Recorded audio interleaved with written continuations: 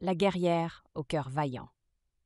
Il était une fois, dans un royaume lointain, une jeune guerrière nommée Elara.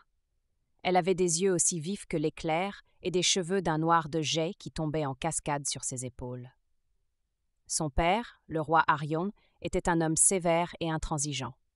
Il croyait que seuls les hommes étaient dignes de porter l'épée et de défendre le royaume contre les ennemis. Elara, cependant, avait d'autres idées. Depuis son plus jeune âge, elle s'entraînait en secret avec le vieux maître d'armes du château. Elle maniait l'épée avec grâce et agilité, surpassant même certains des soldats les plus expérimentés. Mais son père ne voulait rien entendre.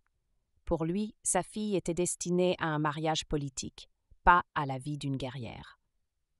Un jour, alors que le royaume était menacé par une horde de barbares venus des montagnes, Elara décida qu'il était temps de prouver sa valeur. Elle revêtit une armure légère, dissimulant son visage sous un casque, et se glissa hors du château.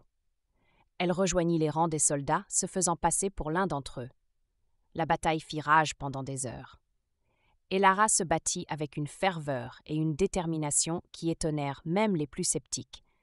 Elle sauva plusieurs vies, repoussant les barbares avec une habileté remarquable. Mais alors que la victoire semblait proche, elle fut blessée à l'épaule par une flèche ennemie.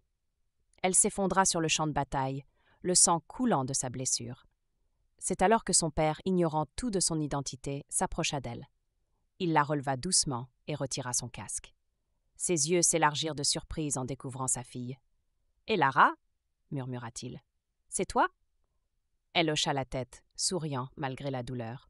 « Je voulais te montrer que je pouvais être une guerrière, père. » Le roi Arion la regarda avec fierté. « Tu l'as prouvé, ma fille. Tu es plus courageuse et plus forte que je ne l'aurais jamais imaginé. » Elara guérit de sa blessure et devint officiellement l'une des guerrières du royaume. Elle combattit aux côtés des hommes, gagnant leur respect et leur admiration.